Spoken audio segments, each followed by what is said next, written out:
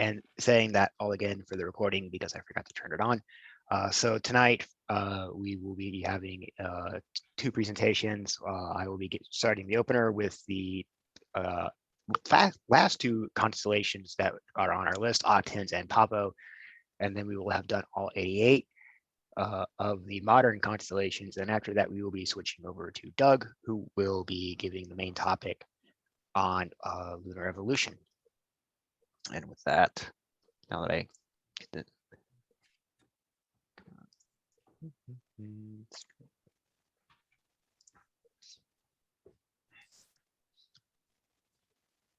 so if I can get a confirmation that you all can see my screen and are seeing a PowerPoint slide. Yeah.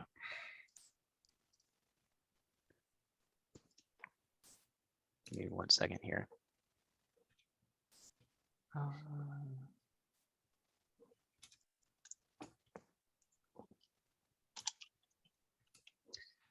So Octans and Pavo, as I mentioned just 30 seconds ago, they are the last 2 constellations that we haven't gone over, and they not much really of interest in them, even for southern observers. So Octans is somewhere up in the middle rank in terms of constellation size. It's rank 50 of 88 in terms of angular area. It was one of 14 constellations that Nicholas Lacaille cataloged during his very long expedition to the Cape of Good Hope in the mid-1700s. He also cataloged all the constellations that he officially cataloged bear the names of scientific tools of the Renaissance and Reformation periods, such as the telescope, the octants, which is what the octant, excuse me, which is what the octants is named after. There's horologium and a couple of others, which we've gone over in the past. So his name is familiar for those that have seen some of these other presentations for southern constellations. It is, as I mentioned, it's named after the octant, which is a navigational instrument, which was very important in order for ships of this era in order to safely navigate the Atlantic and Pacific Oceans. It is the southernmost constellation. It occupies the space immediately around the South Celestial Pole, occupying much like the Little Dipper does here in the Northern Hemisphere. And of that characteristic, it shares that there's really nothing interesting deep sky-wise in this constellation that are accessible to amateur telescopes. There's because it's where it is on the celestial sphere. There's no open clusters. There's no globular clusters, and every galaxy in it is magnitude 12 or higher. So you'll need like a 14-inch telescope to make really anything out. A little quick star chart trying to showing its position. So over here to the, do I have a laser pointer? There we go. So over here we have Pavo, Indus, Tucana, Chameleon, and some others that we've gone over here in the past. So, and obviously right here is the South Celestial Pole. Kind of a brief overview list. We will talk about new octans, beta octans, and NGC 1798 briefly with this. Most other things, there's really just not much interesting. A couple of interesting variables, but nothing too spectacular. So new octans is a little bit of an interesting one. It is the brightest constellation, brightest star in the constellation, but interesting doesn't even have the alpha or beta Bayer designation, which is just alpha, beta, gamma designation that was given by Johann Bayer to most of the stars in the sky. And most times the brightest star in the constellation is cataloged as the alpha constellation name.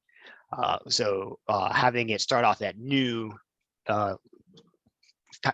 bit of a curiosity as to why that happened, and I couldn't find much on why that occurred. The star is relatively faint. well, it's still naked eye visible, but it's just barely in there at around mag 3.73. It is 63 light years away, so relatively close for stars, well within our local cluster neighborhood. It's about 17 times brighter than the sun and is slightly over 1.6 times more massive. It fits in the spectral class K13, which the 3 meaning that it is entering into the giant phase.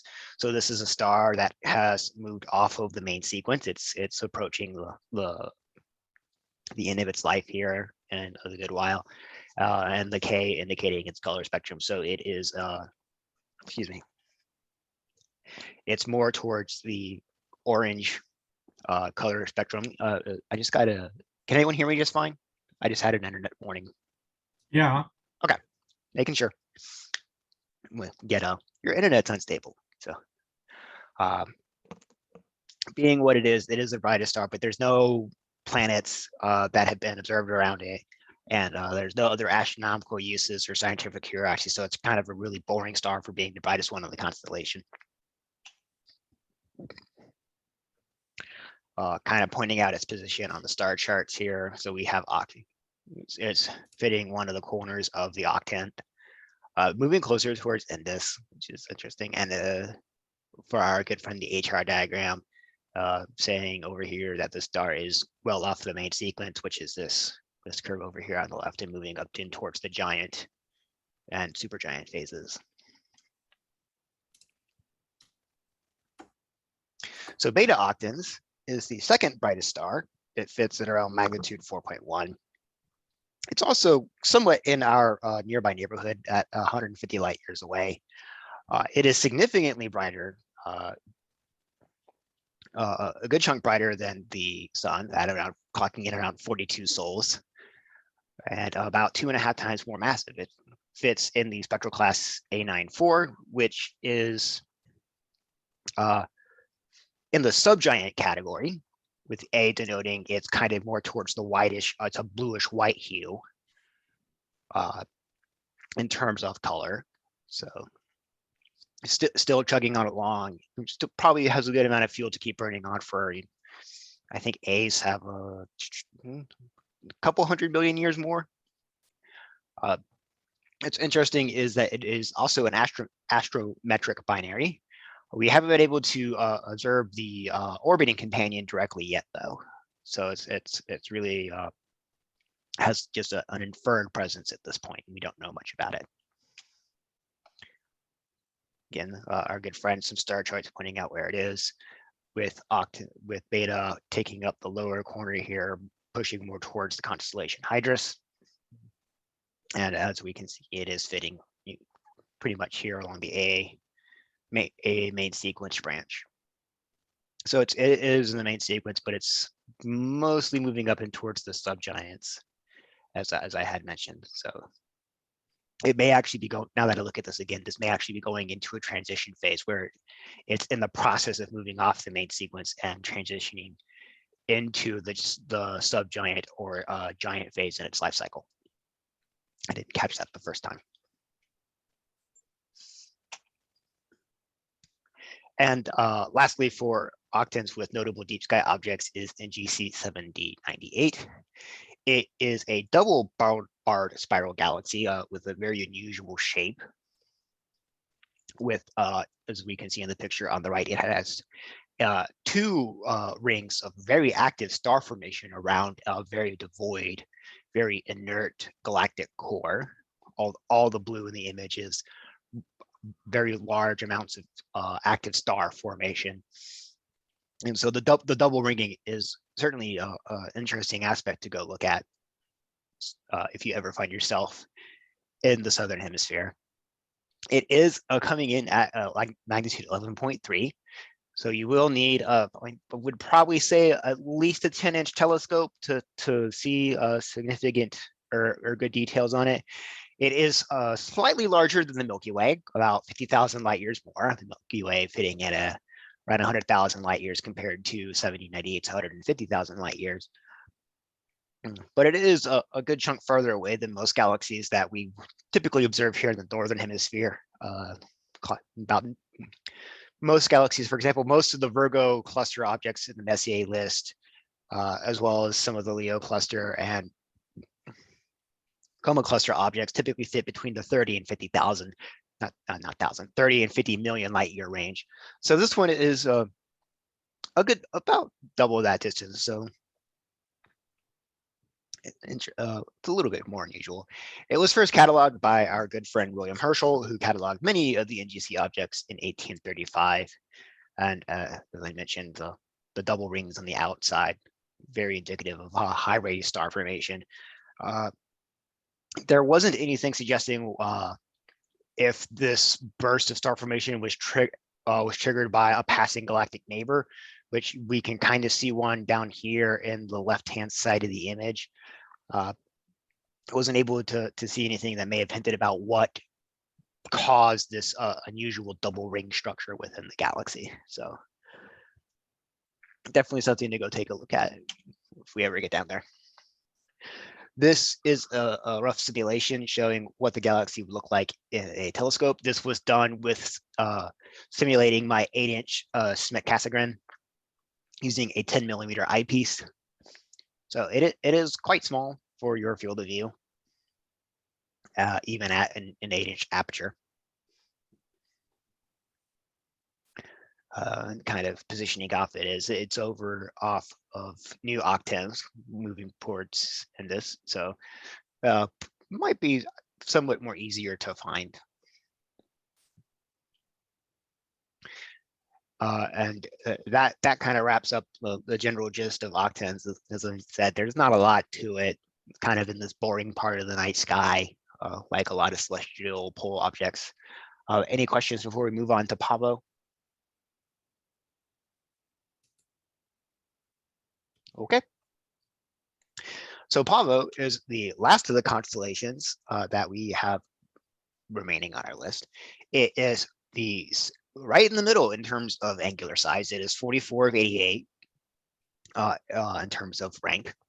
It is Latin for the peacock, and it was first observed by Dirksen Kaiser and Frederick Hauptmann in the almost in the 1600s, but it wasn't actually officially cataloged until our good friend Petrus Planicus, who we've seen work with some other constellations in the past, and Jodocus Hodonis, I butcher that name horribly, actually included it, and I think they sent it to, his name escapes me, the author of the Uranometria.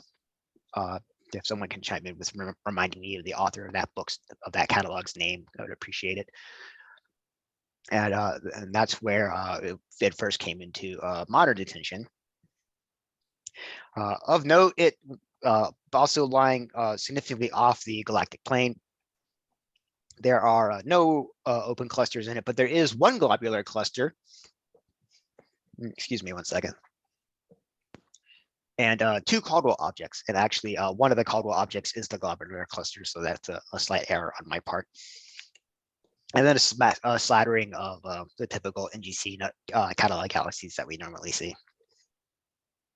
A slight historical twist is that the Bayer designations for Pavo were not actually issued by Johann Bayer, but they were instead assigned by Nicholas Kai, who so that kind of was kind of like, that's odd. So I'm not quite sure why Bayer just decided to skip over Pavo when he was giving his designations. Despite being a southern constellation, this one does have a little bit of a myth behind it, which is unusual for it being so far south. It is actually associated with the shipbuilder Argos, excuse me. And it was, the story goes, is that Argos, who was builder of the ship that Jason and the Argonauts sailed on, was turned into a peacock by the goddess Juno and placed along the ship in the night sky. So There were some potential references that the Greeks may have somehow been aware of this constellation, even though it is fairly far south. And I have a chat notification. Johann Bayer. Okay, thank you, Peter. Yeah. So Johann Bayer was also the author of the Uranometria. So thank you for pointing that out to me. Where were we? Myth. So it is a little bit weird considering just how far south this is. That it does have a little bit of a trace back to the Greek mythology. Where was I was thinking something else. Oh, excuse me. So Pavo is kind of down here. I'm not quite sure how they got the peacock out of this. I kind of maybe potentially see this portion over here on the left being the tail, and then this being the peacock's body and its beak coming up here off to the front. I mean, and its legs. I mean, I could kind of maybe see that. Still an interesting choice. A brief overview of list of, excuse me one second,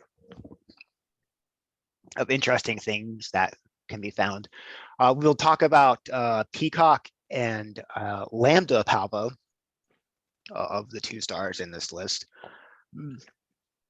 And for deep sky objects, we'll be talking about NGC 6752, which is the only globular visible in this constellation, and the galaxy NGC 6744.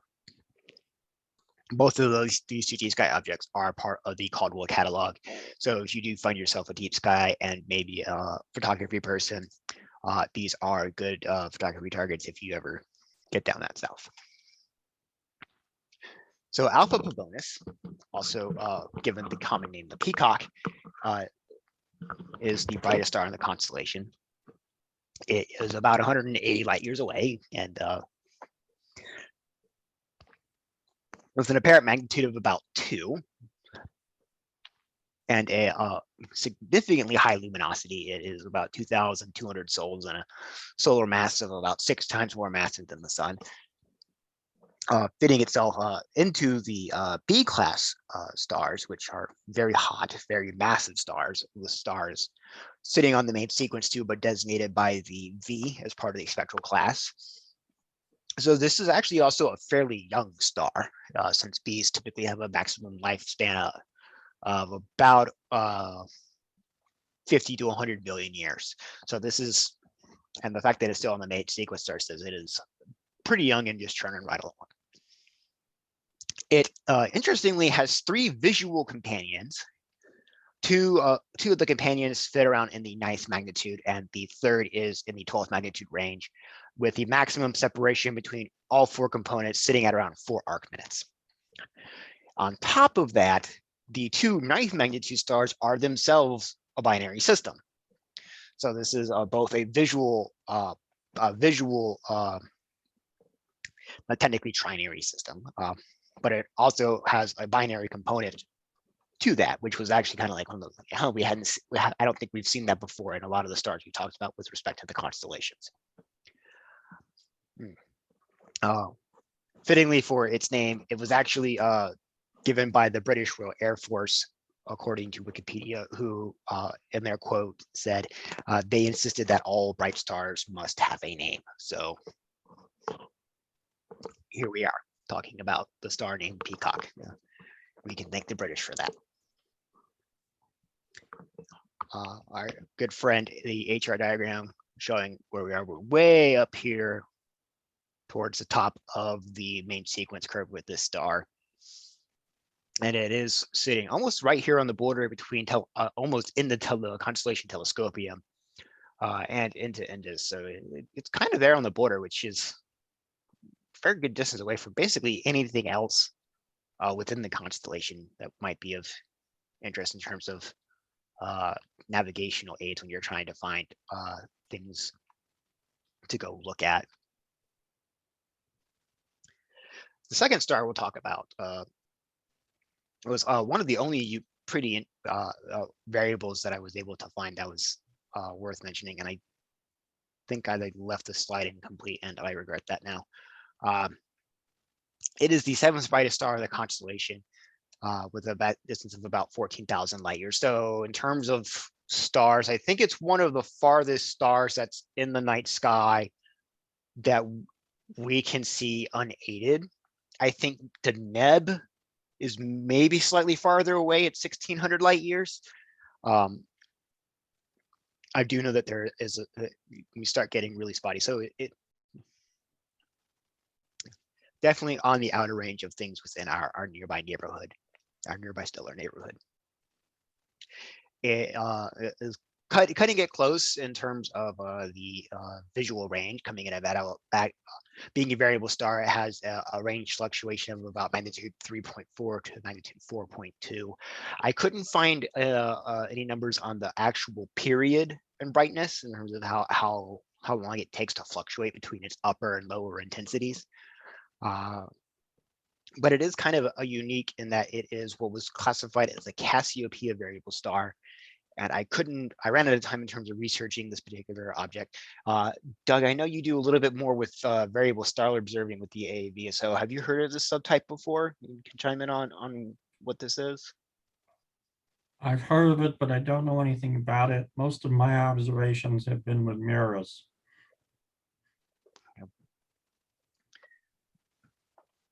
If anybody else might have a little bit of insight into this variable star type, feel free to chime up after I finish this slide. It is also in the spectral class B. It is another main sequence star fitting in the spectral class B2. So this like Alpha Pavonis should be a relatively young star with a little bit shorter lifespan. A significantly shorter lifespan if this HR diagram is to be believed. So Alpha Pavonis came down a little bit farther south. And so with the way the star is turning out its brightness, it should be a much shorter lived star compared to Alpha Pavonis.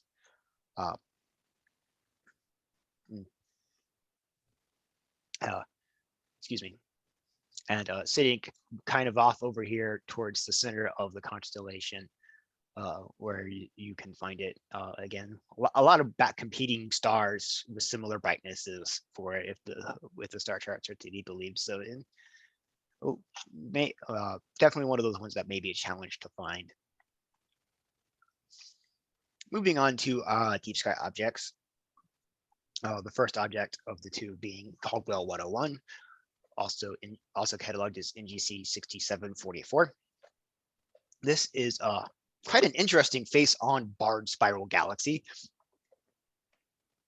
It may be a little bit difficult to see, but I will try to point this out. So the bar is coming up here off the left hand and the right hand sides. And there's also down here what was pointed out was a companion dwarf galaxy to 6744 called 6744A, which is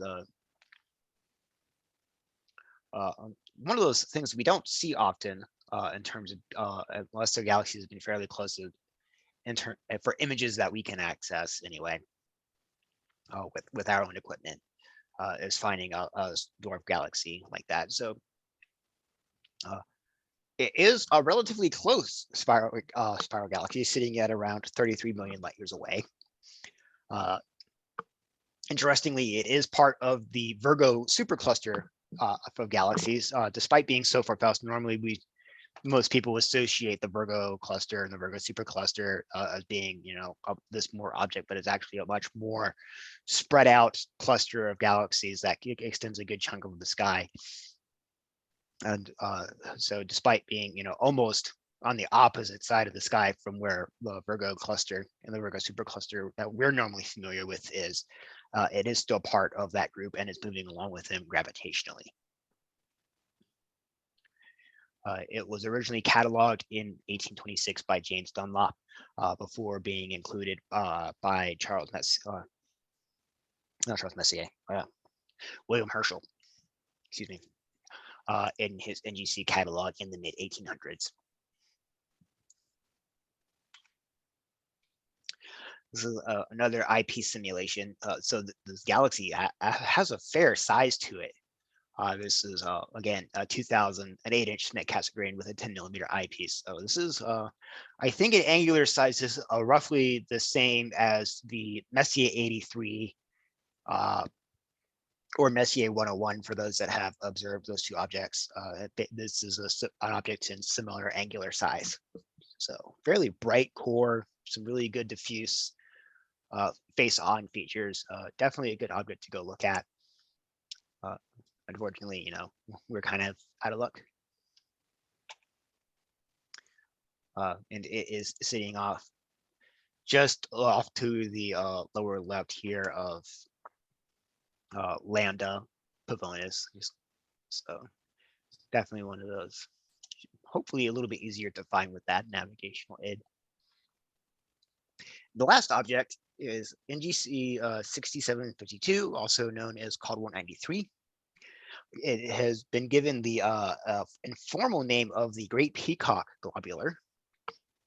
Of the globular clusters in the night sky, it is actually the fourth brightest. The three more brighter ones are Omega Centauri, 47 Tucana, and Messier 22. Those three globulars are the only ones that are actually brighter than that. It sits just inside of the visual range for us, so it is technically one of the considered a naked eye globular cluster, sitting at magnitude 5.4. Although its size is such that you would need binoculars to see it. It is somewhat close for a globular, sitting at around 13,000 light years. Most globular clusters are sitting that we've talked about in the past are typically in 26,000 light years plus in terms of distance. But its mass is significantly on the low side for a globular cluster. Most globular clusters typically have up to 100,000, have a baseline mass of about 100,000 sols. This one is sitting at around slightly shy of 10,000. So it is a very 10 to the fifth. You've got 1.4 times 10 to the fifth. Yeah. So it's about, well, that about would be 14 to 15,000 sols. 140,000. No. 10 to the 6. 10 to the 6. Fifth. My math is, yeah, nope, you're right. My math is off. I can't think. Yeah, I'm 10 to the 6 is million. I'm silly. Thank you for my math errors. I'm just ready to be done with school for the semester, so I'm excited with that. Retracting that statement, it's kind of in the middle range then for globular cluster masses. There was also a revised mass estimate that it's something like 2.4 times 10 to the fifth solar masses. So there's a little bit of fluctuation in there, and I'm not quite sure if the estimate that I picked was the more recent estimate in terms of its mass range. Again, ignore that last bullet point. That was an error on my part for not being able to learn how to multiply. Our last telescope simulation for this object, again with an 8-inch Schmidt Cassegrain and a 10mm eyepiece. So it is a very small and condensed globular. Excuse me. And you would like, and as you can see, this is most certainly at least a binocular object, if not a small refractor or better, to just be able to resolve some of its details. And that's a nice looking globular. A what? That's a nice looking globular. Yeah, isn't it? Like, Connor, what do you use for your simulations? I pull them off of Telescopius, which is what I also use when I'm, trying to size things up for, and doing some pre-session framing when I go out and do imaging. I use it a lot because it's pretty flexible in terms of like what you can input and when you're doing the frame simulations. And it's not like a specialty software that you have to download like Stellarium. It's just go to a web browser, put in numbers, done. Right. Thanks. And like Caldwell 101, which you talked about earlier, it is located more towards Lambda Pavonis over here in this region of space. And with that, some quick references. Most of the stuff you can, I frequently use these sites for various things. And any questions before we move on for the evening?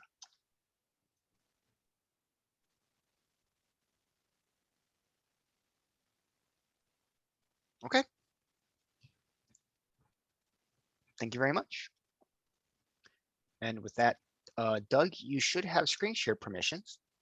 If we want to move on to you, jump right into Lunar Evolution.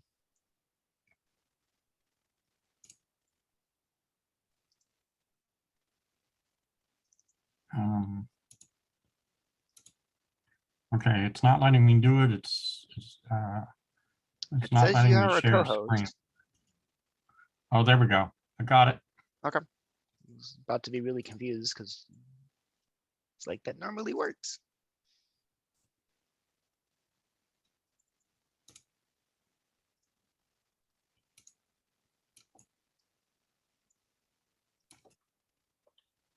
Okay. And I can see your screen, so you are good to go whenever. All right. So this presentation, I'm going to talk about the evolution of the moon. It's what it's gone through during its life, its formation, and some other interesting things. I always do a little bit of comedy. I like this one. You can't look at the Milky Way because you're lactose intolerant. I like that one. Okay, so when you look at the moon, even through naked eye and binoculars, you see various different topographical features, terrain. So, you know, how did it form? What's it made of? And it's not made of cheese. How did the different terrain form and so on? And then I'm also going to talk about, well, how did we learn the information that we know about the moon, which a lot of that came from the rock samples that came back from the Apollo missions. And then we'll also talk about what's going to happen to the moon in the future. Oh, I got a phone here. Sorry, folks. Another thing you notice if you look at the moon, both the near side and the far side, is the first thing that sticks out as soon as you look at the near side and the far side, side by side like this, is that on the near side, you have all these dark areas, the lunar areas, the seas, if you like. And on the far side, there's basically none. And we're going to talk about that too, and try to explain why we see that large difference between the near side and the far side.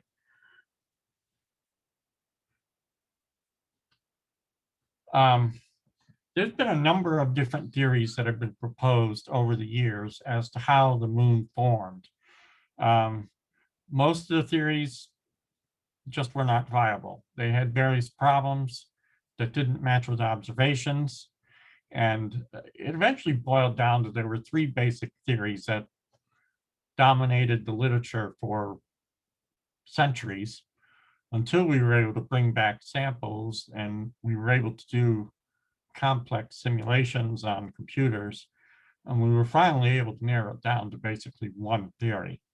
But just for fun, we're going to take a look at the three basic theories. And there's one that's called the capture theory, and there's another one called the fission theory, and then there's the third theory is called the collision theory.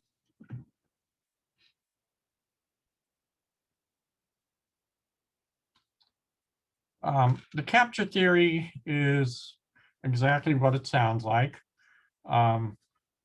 Early on in the beginning of the solar system, the moon was formed somewhere else in the solar system. it passed by the Earth, and as it approached the Earth, it got captured by the Earth's gravitational field. This theory was first proposed formally by an astronomer named Thomas Jefferson Jackson in 1909. The theory is not accepted anymore for a variety of reasons. It would have been very unlikely for the moon to get captured by the Earth. The Earth is so much is large, but not large to capture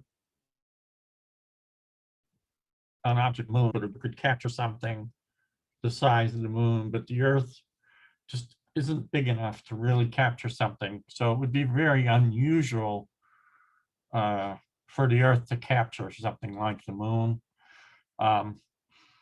Also, there's a lot of similarities in the rock compositions between the Earth and the moon that you could not explain this way. And that's something that came out of the Apollo rock samples. It would be, you couldn't explain things like the oxygen isotopes and other things that are virtually identical between the Earth and the moon. That wouldn't happen if the moon formed somewhere else in the solar system. So that theory has been pretty much lost. The second theory that is actually still hanging around a little bit, but this is considered more or less an obsolete theory too, but it comes up occasionally. It's called the fission theory. And this is that early in the Earth's history, while it was still a molten blob, it had a lot of angular momentum spinning on its axis, and it just threw a piece of it off into space, just got separated by centrifugal force and got tossed out into orbit. And that would explain the similarity in the content between the Earth and the moon. And so this theory from time to time is still, people still write papers and try to revive this theory, but it's pretty much been rejected too, because there are things that don't make sense here. The angular momentum of the total system on the Earth and the moon doesn't work well with this theory. And there's other things that make this theory very questionable. But like I said, occasionally papers will get published where somebody tries to bring this theory back to life. So this one's not totally gone, but it's not the generally accepted theory.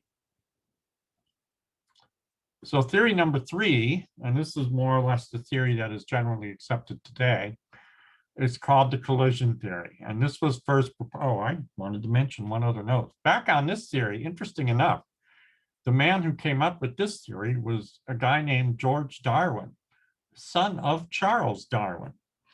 So you had a botanist in the family and an astronomer too. So back to this theory now, the collision theory. This was raised at first by an astronomer named Reginald Daly in 1946, and it was raised as a direct challenge to the fission theory, which was at that time a fairly wide accepted theory. The collision theory actually explains a lot of the issues that the other two theories have problems with. And basically, it's exactly what it is. Something collided with the Earth early in the Earth's history. It was large. It was a big enough body that both the Earth and the object that hit the Earth were completely shattered. Most of the debris accreted into the Earth, but the debris cloud that was orbiting eventually accreted to form the moon. This theory has been refined, and with the advent of modern supercomputer simulations and analysis of the lunar samples now, this theory has been refined, and the latest version of this now is called the giant impact hypothesis. So the giant impact hypothesis now, and this is the current theory that is most widely accepted, is that about 100 million years after the formation of the solar system, so about 4.6 billion years ago, There were lots of objects floating around, many, many, many, many more objects than you see in the solar system today.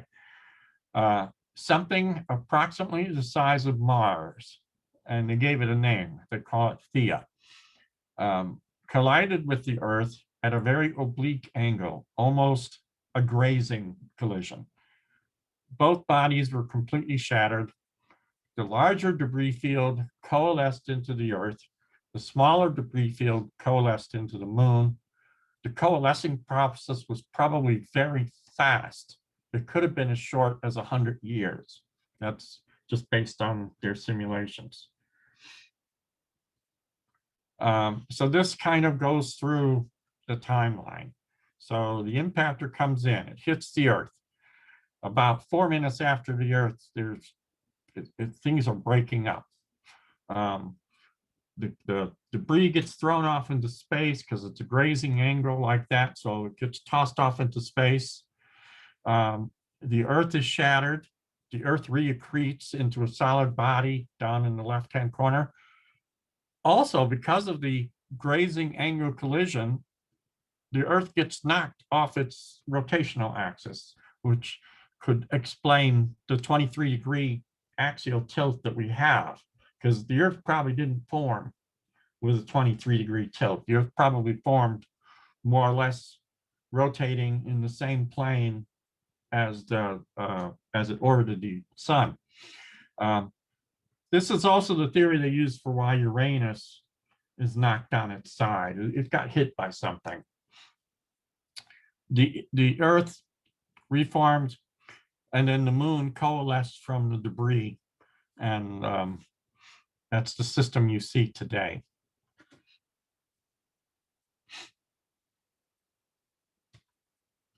So like I said, this is this giant impact hypothesis. This is what we tend to accept as the current idea for how the Moon formed. Some of the evidence that they use to back this up is that the Earth's spin on its axis and the Moon's orbit have similar orientations in terms of their planes of rotation and the axis that they rotate about. If you look at the total angular momentum of the Earth and the Moon, it's very high. It's a lot higher than you would normally expect if the planets just formed out of coalescing together, or if the fission theory doesn't produce enough angular momentum either. So this produces a lot of angular momentum. The Earth rotates very fast, 24 hours. And so there's a lot of angular momentum in the system. Samples from the Moon, from the Apollo missions, basically have shown that the Moon was once very molten, perhaps all the way to its core. And that wouldn't normally happen either in a normal planet formation theory, but something like a giant impact where the two bodies are completely broken up and destroyed and then reaccrete would explain that kind of information that it is. The Moon doesn't seem to have much in terms of an iron core. It's got a considerably lower density than the Earth. Again, the other theories don't really explain that very well, but a large impactor type of collision would explain that very well, because the thought is that if a large object like the size of Mars were to hit the Earth, the core of that large object would probably penetrate all the way through down to the core of the Earth, and the two cores would get merged in the final body. And so all of the lighter stuff would get thrown off into space. And so the Moon would accrete out of a lot of lighter, less heavy stuff, which would explain why it's less dense than the Earth. The other thing they noticed from the samples that came back from the Moon is a lot of the lightweight volatile elements that you find in the Earth are not found in the Moon. And again, this theory explains that, because a lot of those light elements would have been vaporized, and lost in the high energy event, and the moon's gravity being small is unable to recapture them as the Earth recaptured them with its gravity. So that would explain that. And then there's other things. The other thing that came out of the lunar rocks is there are isotope ratios of various isotopes of different rocks that are identical in the Earth and the moon samples. And that sort of implies that they both came from a common origin. They both came from the same debris field, if you like. The theory is not perfect. There are issues. There are alternate theories, obviously, but most of the alternate theories have more issues. And this is an area of active research even today. We're still learning things. We still don't know all the answers.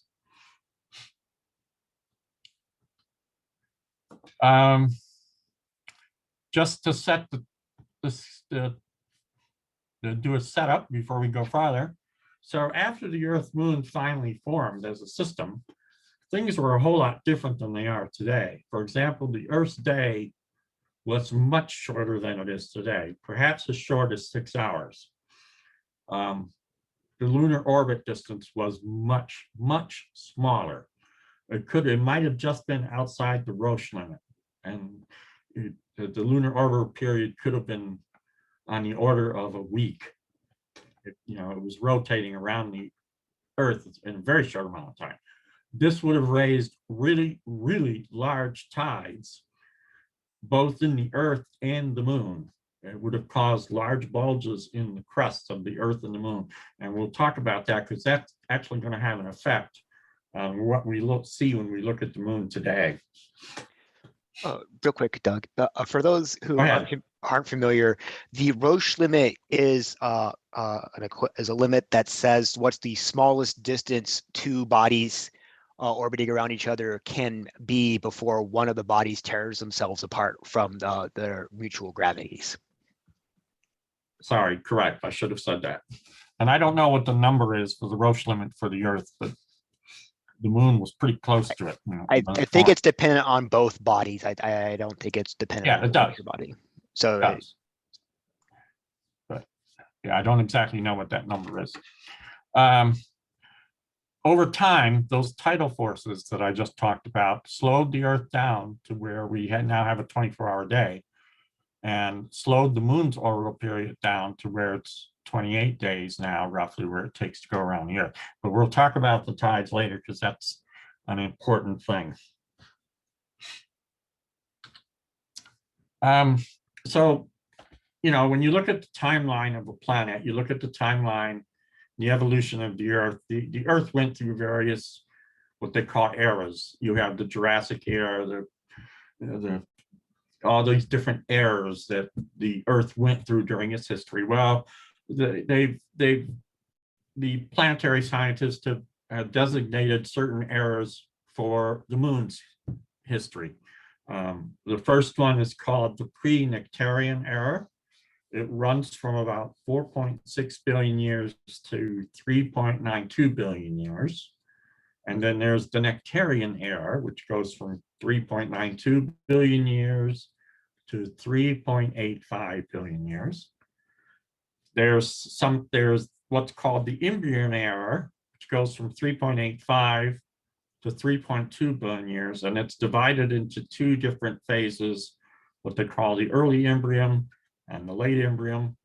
It's 3.85 to 3.8 for the early, and the late is 3.8 to 3.2 billion years. And then there's I love this name, Eratosthenean era, runs from 3.2 billion years to 1.1 billion years. And then the era that the moon is currently in now started 1.1 billion years ago, and it's called the Copernican era. And it runs it's right up to the current day. The moon is in the Copernican era. So we're going to talk about these eras in chronological history. So the first one, like I said, is called the pre-Nectarian era. And this era starts with the formation of the moon. During this time, the Earth and the Moon were covered by global magma seas, which eventually cooled down and formed a crust. During this time, both the Earth and the Moon are still being heavily bombarded with debris that's left over from the solar system formation. The corresponding era in the Earth's history, there is an era that corresponds to this timeline, is called the Hadean era, and it's named after Hades. And that's because basically you could say it's hell on earth at this time.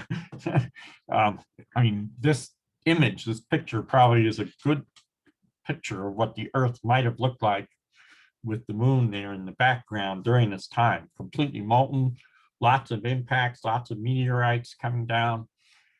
Not a very nice place to be. Now on the Earth, there are no surviving rocks from the Hadean era or the pre-Nectarian era.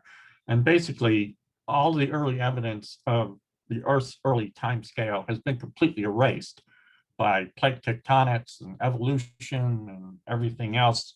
There's nothing left from this early part of the Earth's history. But there are rocks on the moon that are more or less intact from this period of time. Samples that came back from the lunar highlands, Apollo 16 and Apollo 17, have been analyzed and have been determined to be from this era. They've got some rock samples that are that old. The rock samples are heavily churned and heavily brachiated, and brachiated means they've been shattered into small pieces and then put back together to form a larger rock. And that is mainly because even though the rocks themselves may have survived and not been melted, the total surface of the moon has been completely cratered over by impacts. And so a lot of the rock have been fractured and then got put back together in pieces. And so there's a lot of broken rocks on the moon, you might say.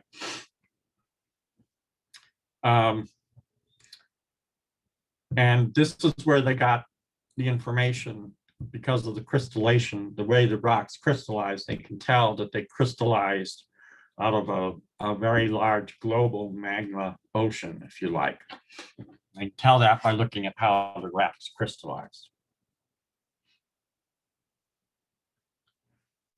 The Nectarian era, which runs out to 3.85 billion years,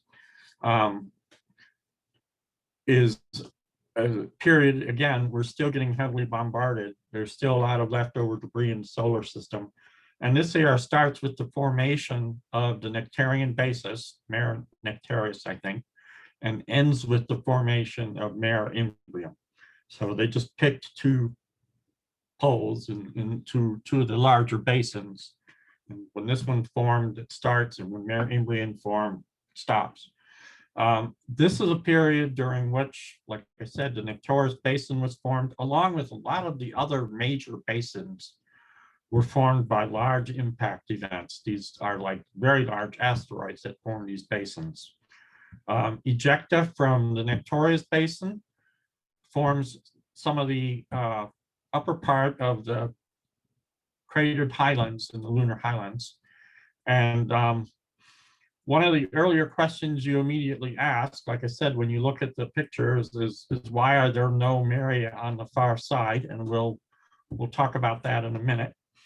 But anyway, Apollo 15 landed right on one of the rims of Mare Imbrium and gathered back some very nice samples from the Nectarian era. So we got rocks from here too. Now, as for why the near side looks so different than the far side, there are two mechanisms at work.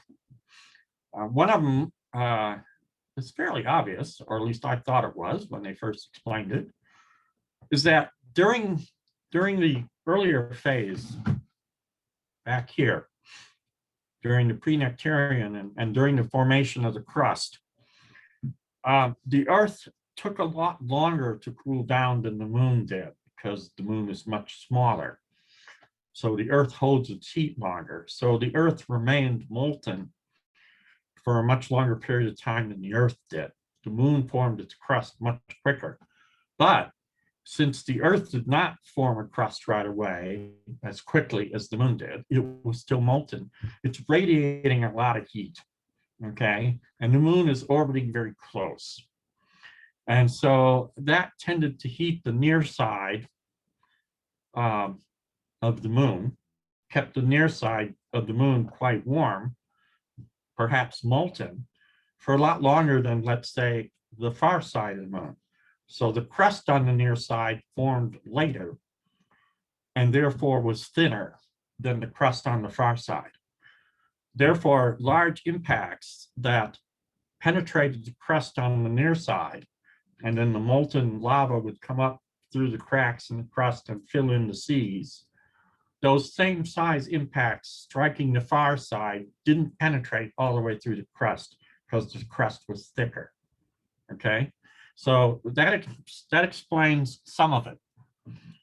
But still, when we look at the far side, we don't even see any large impact basins that are not filled with lava.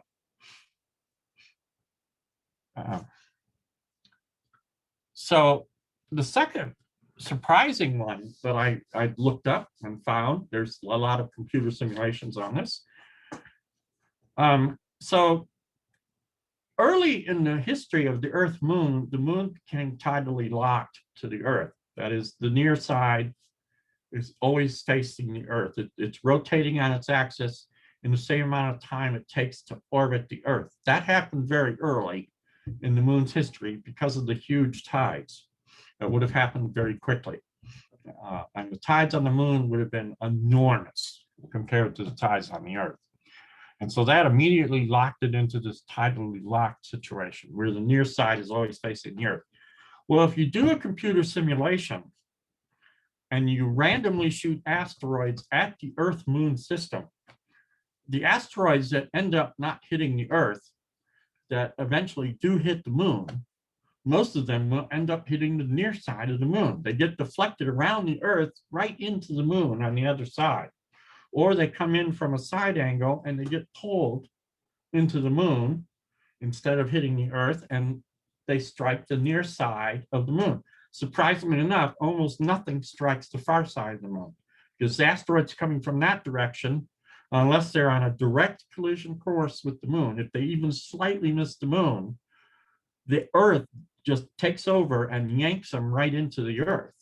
And so they just don't hit the moon. They go by the moon and hit the Earth. And if the moon is on the other side of the orbit and the asteroid comes in, if it misses the Earth and goes around the Earth, it gets pulled right into the moon. So the moon acts as an attractor and acts as a pretty good shield for actually shielding the Earth from some of those impacts.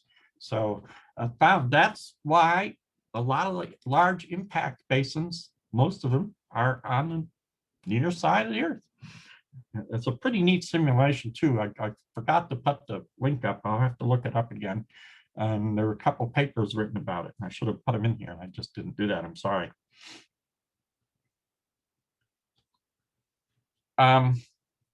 So you can look at the moon and you can find craters that are from the Nectarian age. And there's a really obvious one, Clavius. It's a huge crater down on the moon, and it's from the Nectarian age. And one of the things you notice when you look at it, like if you look at this image, is the rim is not very high. It's worn down. It does not have a sharp rim. It has no ray system.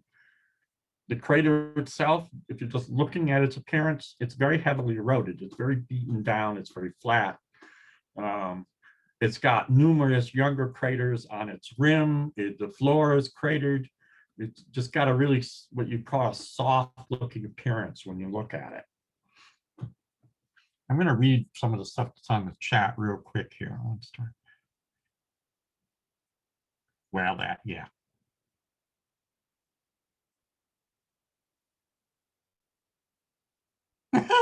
I don't know how long it would take to slide from the Earth to the moon. Sorry. Lunar rotisserie. I don't know what that is. Okay, let me continue.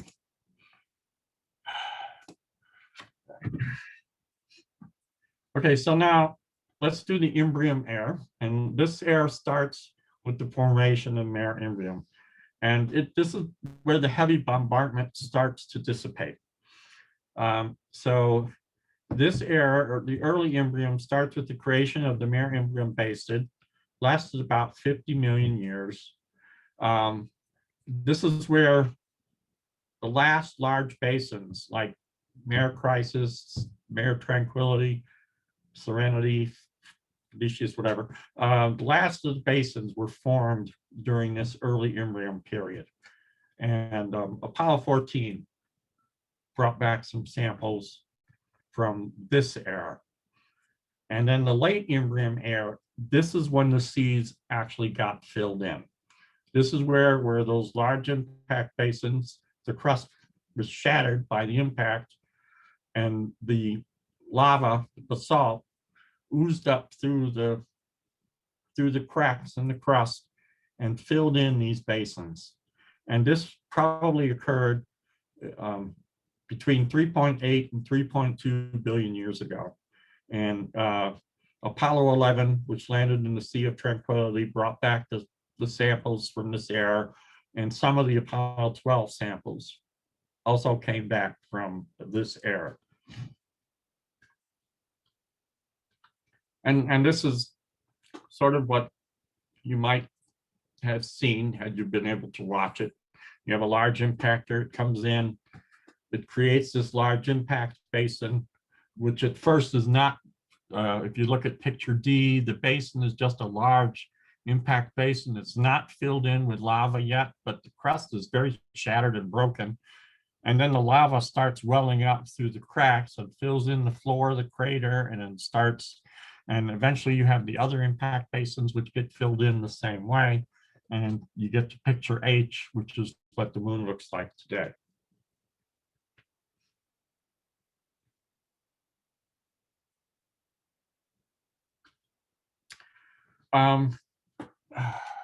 What is this one? The Eratosthenian era runs from about 3.2 to 1.1 billion years. Now, in this era, the moon is still getting hit with impactors, meteorites, and so forth, but not the very large impactors that we saw in the earlier eras.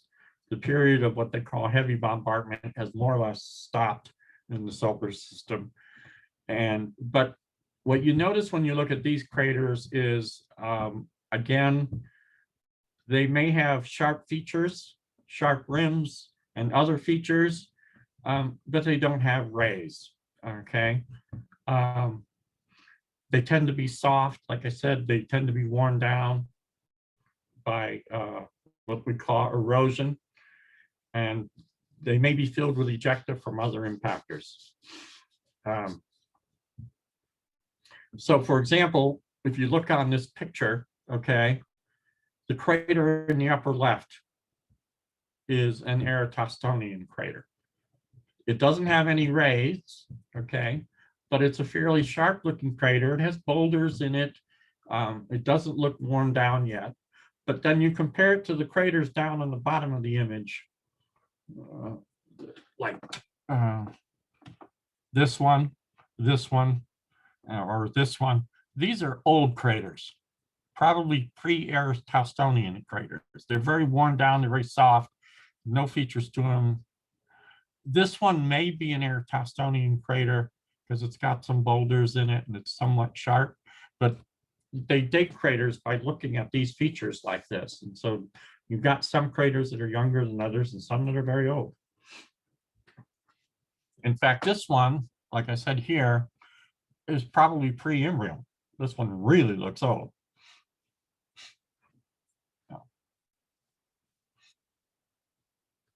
And finally, you have what's called the Copernican era. Era started about 1.1 billion years ago and continues to the present day. And the main thing about this period of time is that any craters that were formed in this period of time still have ray systems. They figured out that ray systems on average take approximately 1 billion years to get completely wiped out by erosion. And erosion on the moon, when they use the word erosion, they're talking about the continuous bombardment of micrometeorites. The micrometeorites slowly wear down the features and soften everything. The boulders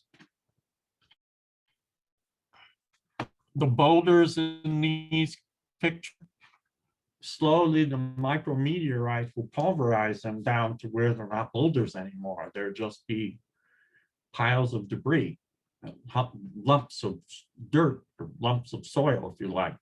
And eventually the sharp features of the crater will get worn down to where it looks like one of these craters. And that just happens from the constant bombardment of micrometeorites. And they figured it takes about 1 billion years to destroy a ray system. So any crater you see that has rays was formed during what's called the Copernican era. So obviously here's some examples. I mean, Tycho down here in the left, Copernicus, obviously the era is named after Copernicus. Here's another crater. I don't even know the name of that one. It's got a nice ray system. But that, those are the new craters that you see. Apollo 12 landed right on one of the Copernicus rays. And so some of the samples that came back from Apollo 12 were from the Copernican era.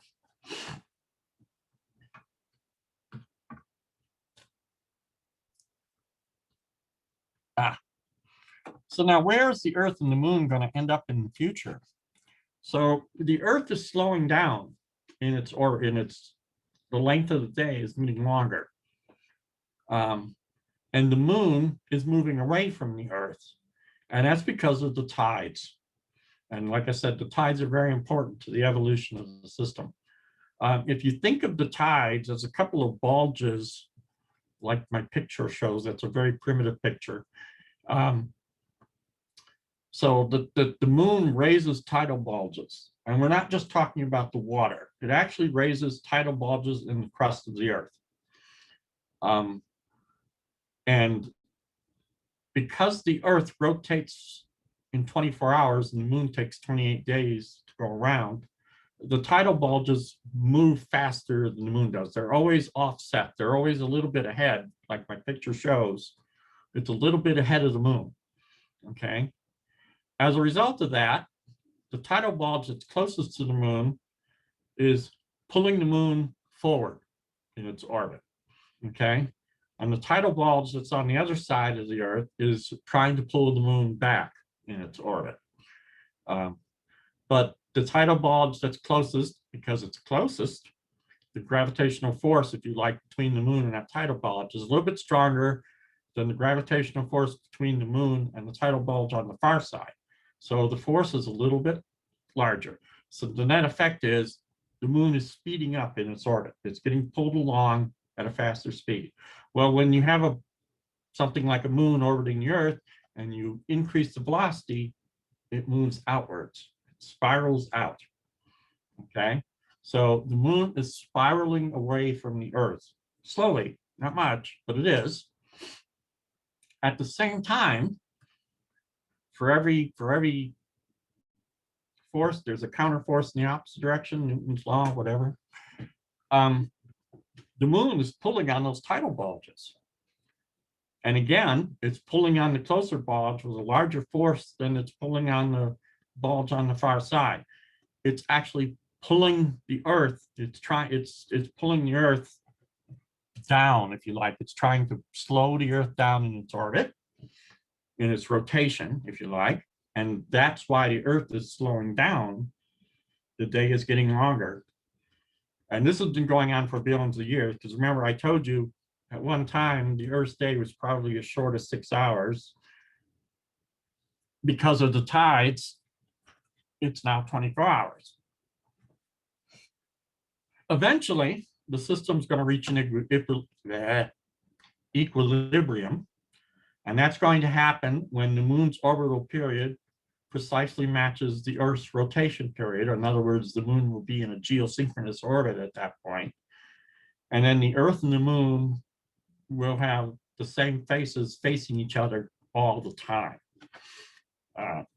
So the moon will never set on one side of the Earth, and you'll never see it if you're on the other side of the Earth. But we don't have to worry about that ever happening. It's going to take billions of years. In fact, the sun's going to burn out before we get to that point. Now, this is actually a simulation. I ran this simulation when I was in graduate school. This was a fun one to do, actually. Oh, and that's my last slide. Okay, so I'll take questions now. Hey, Doug, it's Pete, just a comment, well, maybe a comment and a question. I mean, one thing, good presentation. I think a lot of times when we associate lava flows, we think volcanic activity. Of course, I don't think there was absolutely no volcanic activity on the moon whatsoever, and it was just primarily that's not true, actually. Go ahead. There was volcanic activity on the moon early on. Okay. During the early days when the crust was still cooling and things were happening, there was lots of volcanic activity on the moon and the Earth, a lot more than what you see today. It wasn't caused by plate tectonics like it is on the Earth today. It was just caused by the fact that the crust was still forming, and every time early in the history, every time any kind of a meteorite would hit the crust, it would probably cause something enormous to happen in terms of volcanic activity. As the crust got thicker, the volcanic activity tended to die down. But yet the main mechanism for the creation of the Maria on the Earth-facing side here again is primarily what you alluded to, not volcanic. It might have some contribution, but most of it was heating from the Earth and the heating from the impacts that occurred on that side. Yes. Well, what happened is the primary mechanism for the formation of the Maria was you had the large asteroid impactors that were striking the near side of the Earth. And like I said, they weren't basically striking the far side at all. They were penetrating the crust all the way through to the molten interior. And they would leave the crust completely shattered in those impact basins. And the lava would ooze up, it would well up through those cracks. It would slowly work its way up through the cracks, taking millions of years, but would eventually work its way up through the cracks. And it would start by, it would start oozing out over the floor of those impact basins and start filling up the whole impact basin. It would take a long time. It was not just a whole lot of lava squirting up at one time. It was a very slow process. But because the crust was so badly shattered by those impacts, it found its way up through the cracks. I would also expect that's interesting. That answered my question before I put it, because I was wondering how deep did these lava flows come from? In other words, how, because of the impacts. So what you're telling me is basically it went, substantially into the crust to the core, basically. I mean, let's give it a figure of half of its radius going in. I would take it. Now, remember, we're talking about three. No, I get it. The crust was a lot thinner than it is today, for example, but the crust was very shattered. I don't necessarily suggest that the asteroid would have penetrated all the way through to the lava underneath the crust, but it completely shattered the crust. It just cracked it really severely, and then the lava oozes up through the cracks. There's evidence of volcanism on the moon. You can look at some places where you can find lava domes and things like that, where there's evidence of volcanism on the moon, and it did occur early in the moon's history. Okay. Another potential source of volcanism would also come from tidal heating, like on Io. Given the moon's close proximity early on in its age, there would have been significant tidal friction. Early on, there might have been a lot of weird things happening when it was real close like that.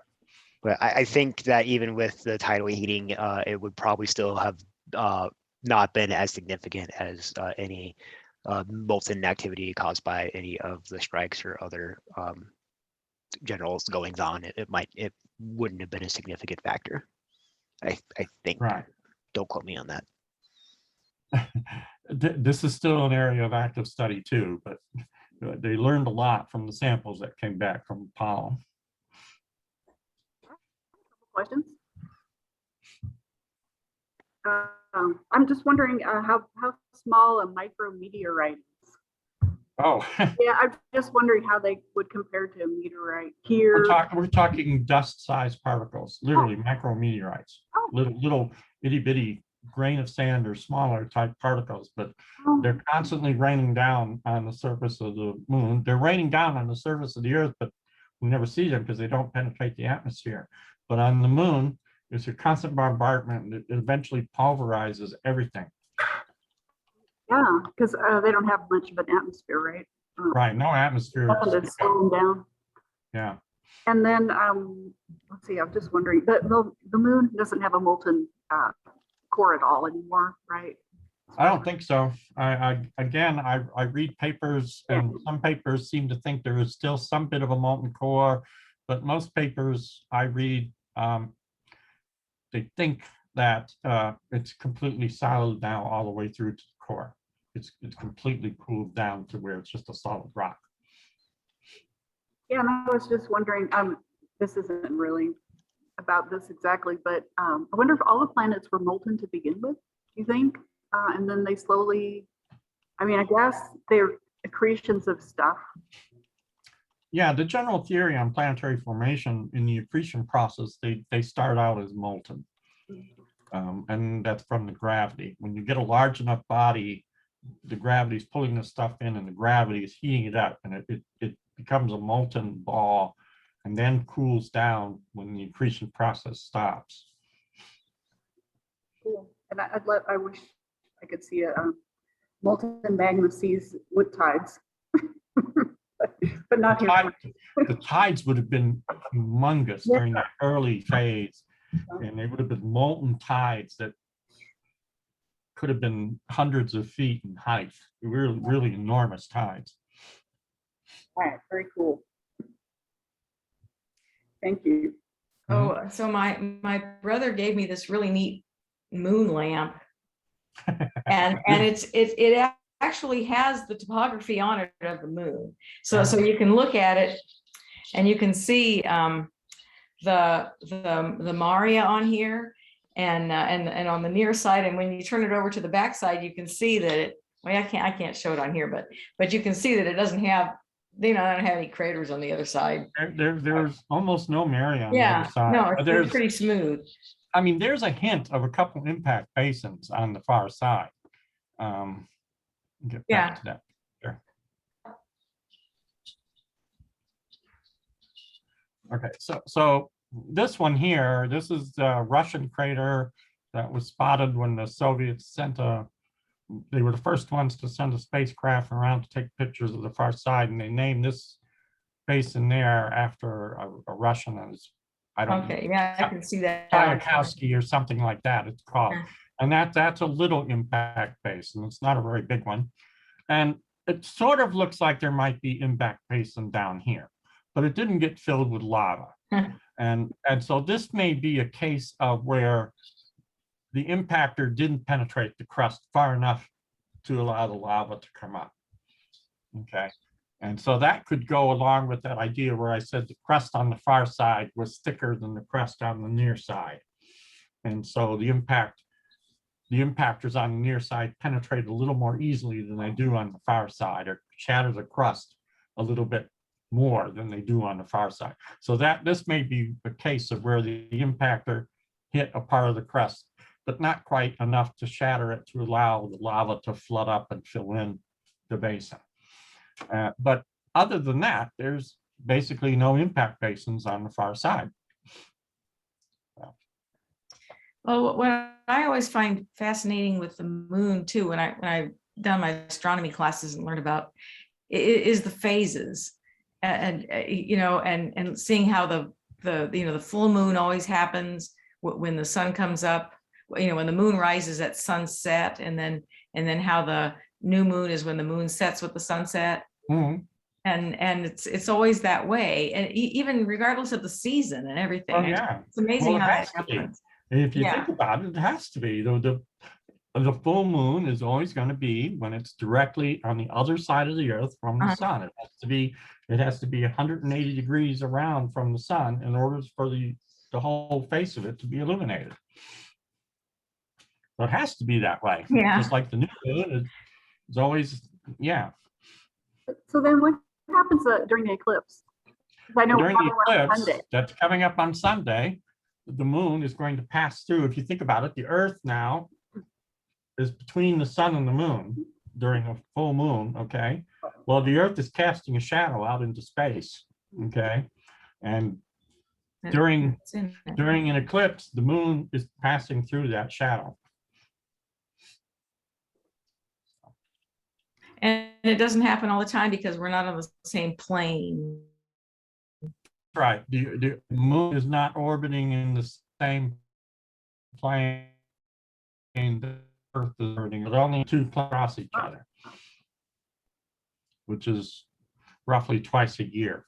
And then you were talking about how meteors, some of the meteors are kind of absorbed by the moon, and so sometimes the meteors come and they kind of slingshot around the Earth and hit the moon, and then sometimes the moon kind of slingshots them into the Earth. Is that?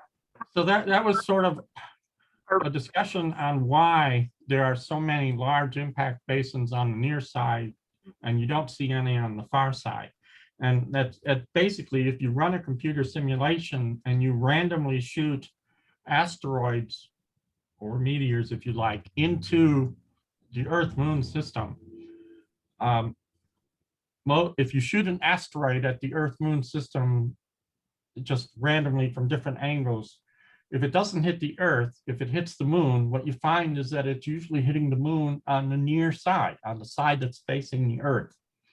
Okay. If the moon was not tidally locked, like it is now, where the near side is always facing us and the far side is always facing away from us, then those impacts would be randomly distributed because the moon would be rotating and not always facing the Earth. But the fact that it's facing the Earth all the time, the asteroids are always coming in and getting bent by the Earth's gravity, and they're always coming in and they're hitting the moon on the side that's facing the Earth. And I'll have to look up that simulation. I lost it. I'll have to look it up and find it, and I'll send a link out to Connor when I find it. It's actually a pretty cool simulation to watch. But that was something I didn't think of. I mean, I knew about the fact that, or the theory that the near side crust was thinner than the far side crust because of the radiant heat from the early Earth kept it molten for a longer period of time.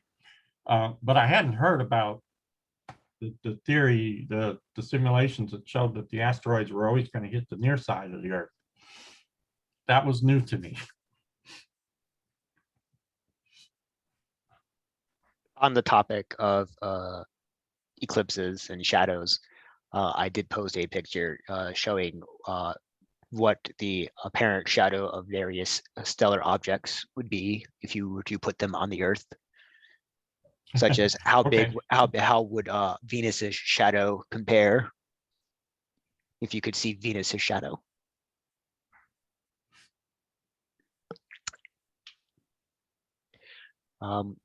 Doug, as a reminder, can you send me this presentation? And I also, the archive copy I had of your astronomical onion presentation apparently got corrupted in the Google Drive.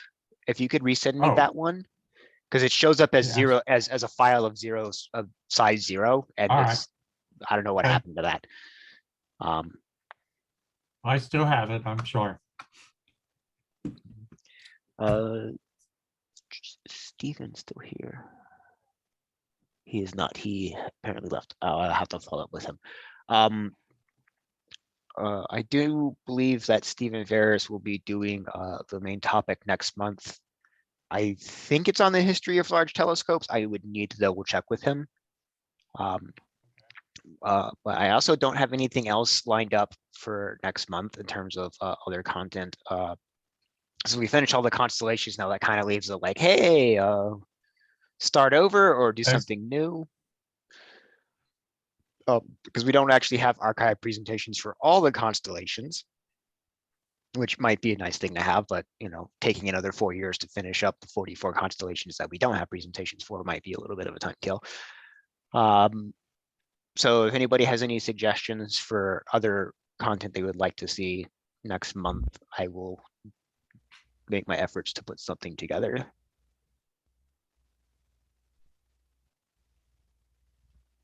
There any suggestions? Well, somebody could do a presentation on any type of sky object that you find interesting, like globular clusters or open I clusters, would, or we have main topics on some of those. I was thinking more along Yeah. going in with the astronomer spotlight, which I've floated around before, maybe starting out with yeah, that would Hubble. work. Okay, I'll think about that, and if I can come up, if I come up with something, I'll let you know. I still got my man in the universe thing. It's still on my list of things to do. It's not done yet. But I'll let you know when that one's ready, Connor.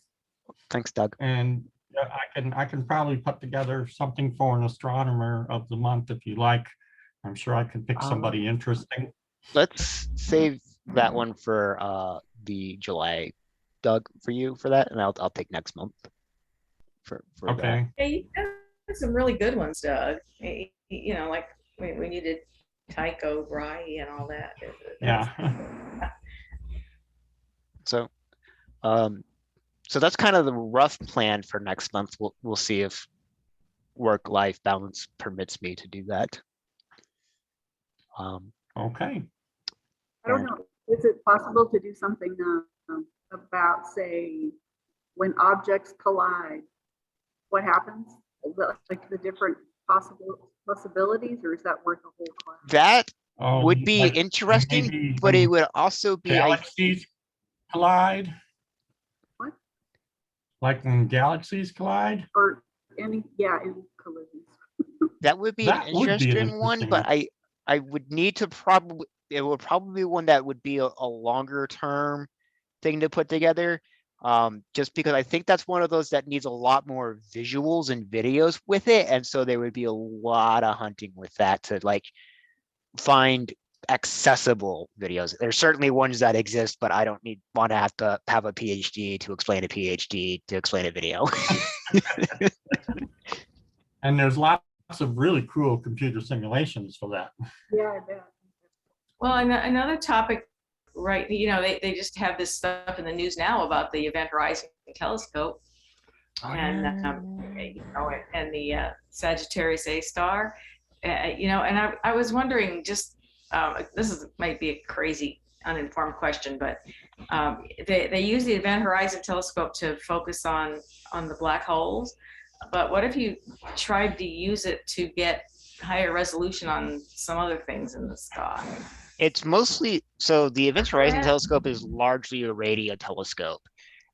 Oh yeah, that's right. So there's like, I know they also pointed the Event Horizon Telescope at the galaxy Sagittarius A, which did also produce some interesting images. It's one of those, it's a lot of power to focus on some things. So I think they're very selective with their targets and what they can do. And, you know, you need a lot of radio signal or a high radio energy object to pull things out. Or, you know, you have a whole bunch of other side effects you have to consider. Well, something else I thought of, and this is just, I'm just going to put it out there for the rest of the people. I know we've discussed this before on and off, but like fundamental topics, real basic topics, because sometimes I think we get a little away from basic topics and we get into the more advanced stuff. And I want to, if there's fundamental topics that people might be interested in, like newbies who don't know anything about telescopes, and maybe I think we should keep a perspective there and occasionally give talks that somebody might want to see in terms of related to very fundamental stuff. So if anybody's got any ideas on that, I'm sure we'd be happy to take a look at those. One thought is how about current and upcoming events in the sky? For example, we've got the morning planetary alignment. Maybe a talk about orbital dynamics and Einsteinian effects on Mercury's orbit and things of that. Well, that Einstein's nature. effect on Mercury's orbit is a pretty advanced topic. And of course, we have the big solar eclipse coming up in a couple of years. Okay. Maybe something We have an archive presentation on solar eclipses, Thomas. If you would like me to send that to you, I can send that right now and throw it inside of the chat if you were interested. You know something, Connor, the idea of having a quick little 5 or 10 minute spiel on upcoming events, like Oh, the yeah. close approach, we could throw something like that in as a regular little thing every month, although they also do that in the general meeting, or they used to.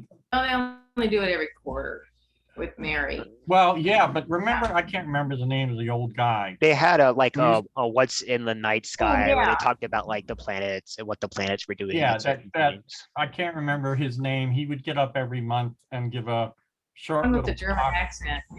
Yeah, he would give his little talk about the planets each month. I don't think he's Yeah. been doing that when we've been doing the Zoom meetings, right? I Is he haven't still seen him. even alive? I think so. Maybe not. But that might be something we could pick up. Do something like that, 5 minutes. Here's what's up. Here are Yeah, the absolutely. planets. Now I do that. I mean, I publish that Yeah, in you the do bulletin it. every month. Okay. I think The doing that would be bulletin- a good segue between when we're going between the opener topic and the main topic Okay. would be a good transition. I put that information is going in the bulletin that everybody gets from David Rossiter.